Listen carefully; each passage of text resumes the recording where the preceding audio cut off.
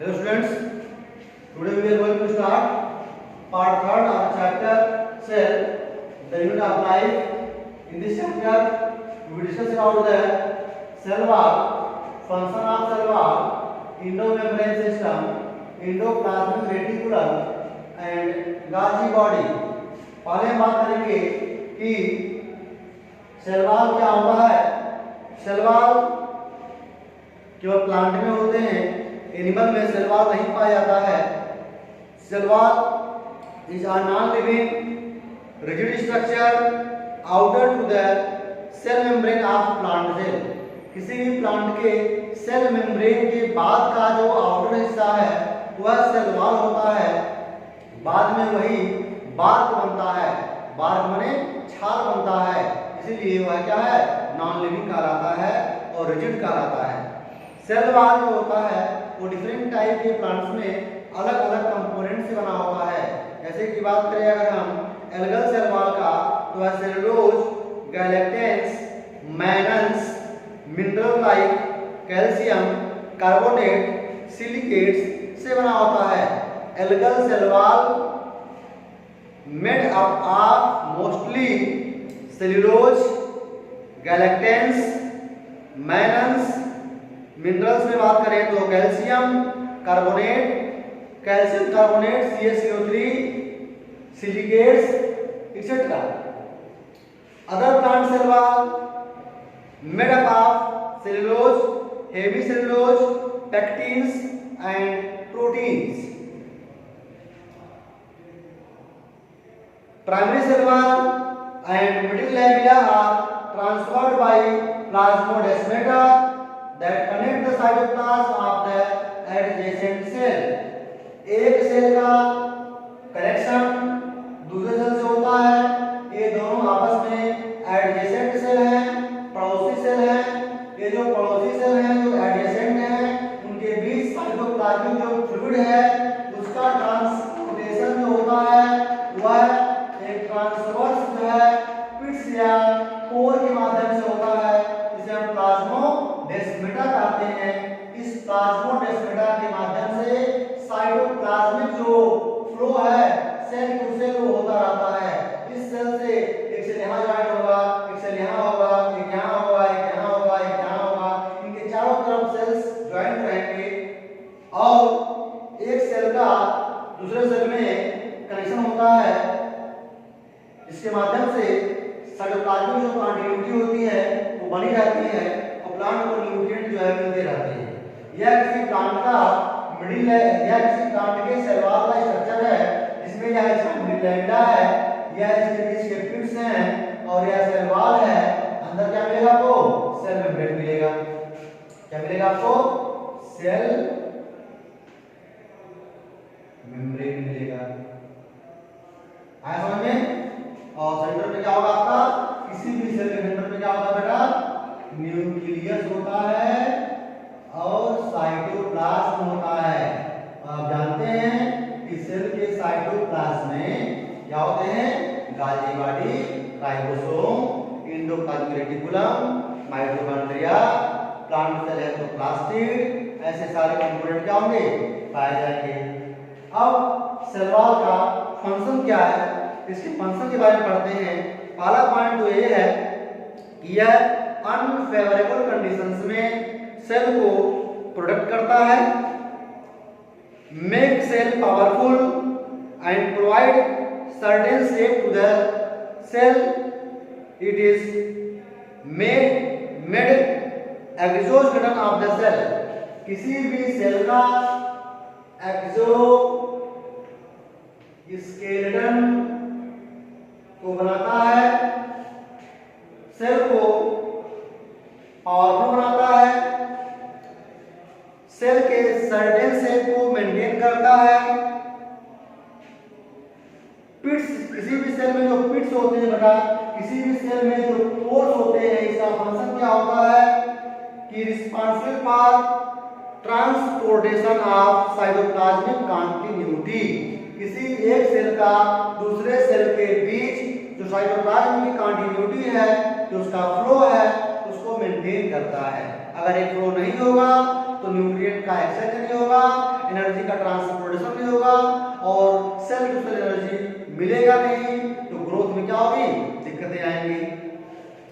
और दूसरी बात और लास्ट पॉइंट हम बताना चाहेंगे इसमें कि सेल वॉल एक सेल को दूसरे सेल से सेपरेट करने का काम करता है, separate from one cell to another cell. अब हम बात करेंगे इंडो मेम्ब्रेन सिस्टम की। इंडो मेम्ब्रेन सिस्टम क्या है, जैसे आप देख लीजिए कि some of membranous organelles are considered together as endomembrane system because their functions are coordinated. Each of these component organelles is distinct in terms of structure and function. कह रहा है कि मेम्ब्रेन, सेल मेम्ब्रेन के अंदर जितने भी membranes structures हैं, membranes organelles हैं, उन सबको इंडो मेम्ब्रेन सिस्टम कहते हैं। इनका अलग अलग स्ट्रक्चर है और अलग अलग क्या है, फंक्शंस है। इसमें क्या क्या आएंगे, गोल्गी बॉडी आएगा, एंडोप्लाज्मिक रेटिकुलम आएंगे, लाइसोसोम आएंगे, वैक्यूल्स आएंगे, एक्सेट्रा। ये सभी क्या आएंगे, इंडो मेम्ब्रेन सिस्टम के पार्ट हैं। उसमें हम पहला पॉइंट की बात करेंगे इंडो मेम्ब्रेन सिस्टम का, एंडोप्लाज्मिक रेटिकुलम।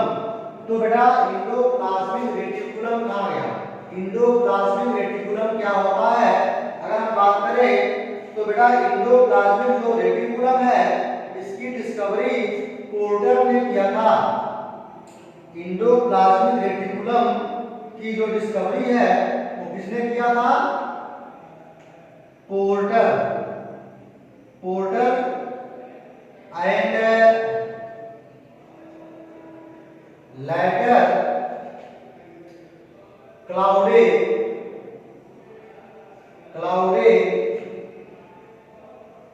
एंड फ्यूलम 1945 में इन्होंने किया था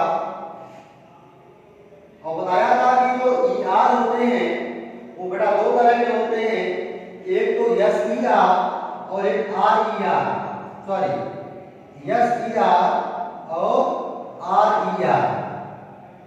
ऐसे एंडोप्लाज्मिक रेटिकुलम जो न्यूक्लियस के बाहर साइटोप्लाज्म में होते हैं, जिन पर राइबोसोम नहीं पाए जाते, जिनका सरफेस स्मूथ होता है, इसलिए इनको एसईआर कहा गया है। इसका फुल फॉर्म है स्मूथ एंडोप्लाज्मिक रेटिकुलम, जो लिपिड और कार्बोहाइड्रेट का क्या करते हैं, सिंथेसिस करते हैं।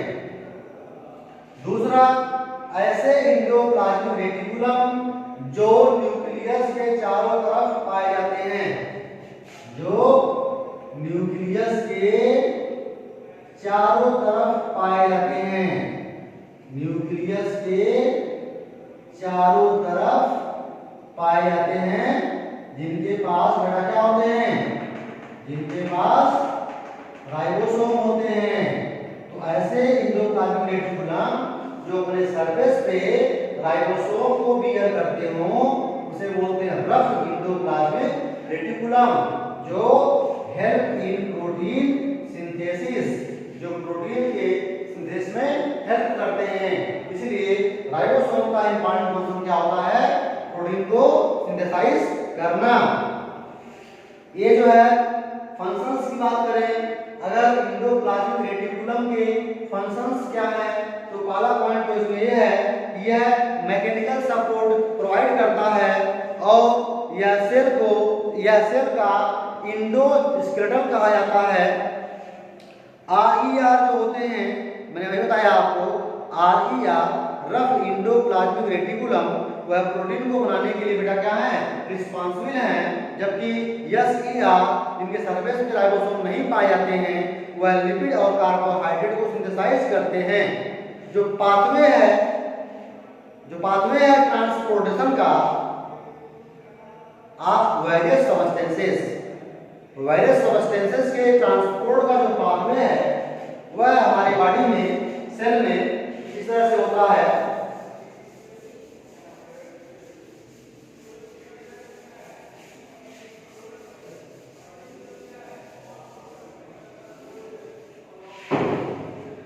जैसे अगर कोई सबस्टेंस है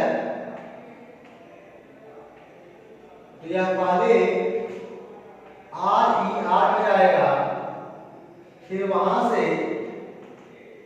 SER में जाएगा, फिर वहां से गॉल्जी बॉडीज में जाएगा, फिर वहां से लाइसोसोम में जाएगा और वहां से बाहर निकल जाएगा। तो कोई भी सबस्टेंस पहले RER में जाएगा, फिर SER में जाएगा, फिर गॉल्जी बॉडी में जाएगा, फिर लाइसोसोम में जाएगा और फिर बॉडी से बाहर निकल जाएगा। इस तरीके से जो है बॉडी में सबस्टेंस के ट्रांसपोर्ट का क्या है, ये पाथवे है। वो endoplasmic reticulum work as messenger in the side the cell, help in formation of sieve tube in phloem cell. जो फ्लोएम सेल है, जाइलम सेल है, xylem tissues, phloem tissues are known as conductive tissues, mechanical tissues, जो nutrient और food को transport करते हैं, water और minerals को ट्रांसपोर्ट करते हैं, फ्लोएम फूड को डिस्ट्रीब्यूट करता है। तो फ्लोएम में जो सीव ट्यूब है, उस सीव ट्यूब को बनाने का एक काम करते हैं, बनाने में हेल्प करते हैं। इसके बाद जो है पॉलन ग्रेन्स के जो एंजाइम्स हैं, आपने नाम सुना होगा स्पोरोपोलेनिन, और भी एंजाइम उसके अंदर होते हैं पॉलन ग्रेन के अंदर, उसको सीक्रेट करने में हेल्प करते हैं। किसी भी सेल के अंदर कोई टॉक्सिक केमिकल है तो उसे डिटॉक्सिफाई करते हैं, help in detoxification, provide a place for activity and synthesize of fat from fatty acid and glycerol. यानी फैटी एसिड और ग्लिसरॉल से मिलकर के ये फैट को सिंथेसाइज करने के लिए एक प्लेस प्रोवाइड करते हैं। यह फंक्शन है किसका, एंडोप्लाज्मिक रेटिकुलम का। ठीक है, अब हम बात करते हैं गॉल्जी बॉडीज के बारे में। गॉल्जी बॉडीज बेटा क्या होते हैं, what is Golgi body. Golgi body की जो खोज है उसको कैमिलो गॉल्जी ने 1898 में डिस्कवर किया था from nerve cell of owl and cat.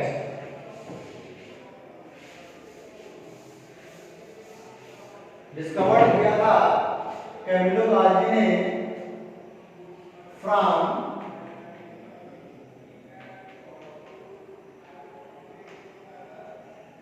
Nerve cell of owl and cat.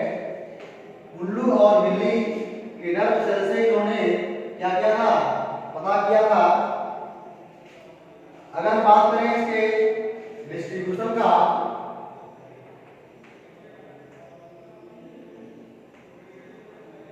अगर हम इसके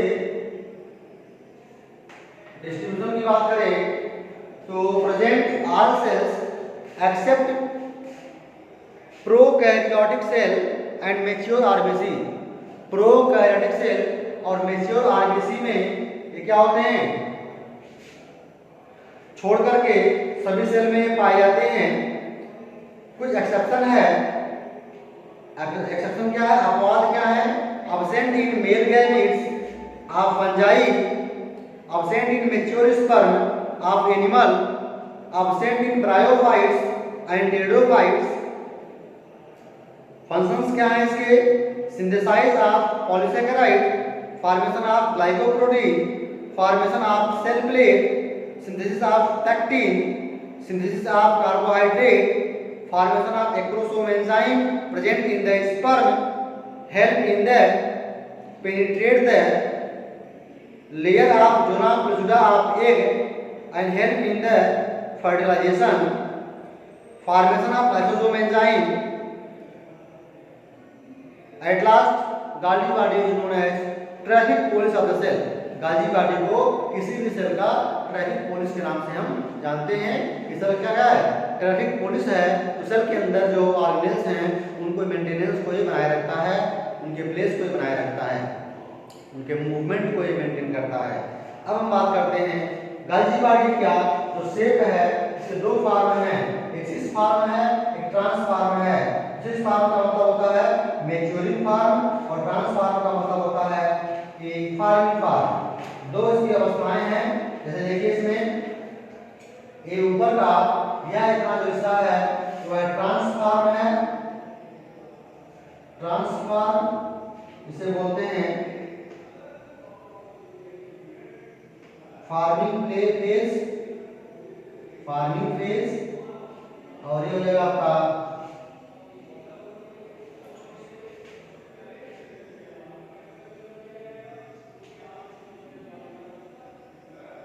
सिस फार्म, सिस फार्म मैच्योरिंग फेज। इस तरीके से इसमें ट्रांसफार्म और सिस फार्म होते हैं, इसको फार्मिंग फेज बोलते हैं और मैच्योरिंग फेज बोलते हैं। इसके बाद जो है हम नेक्स्ट लेक्चर में पढ़ेंगे लाइसोसोम क्या होता है, उसके कार्य क्या होते हैं। इस वीडियो में आपने देखा कि सेल वॉल क्या है, सेल वॉल के फंक्शन क्या है, इंडो मेम्ब्रेन सिस्टम क्या होता है, इंडो प्लाज्मिक रेटिकुलम क्या है, गाल्जी बॉडीज क्या है। आज के लिए इतना ही। That's all for today. Thank you.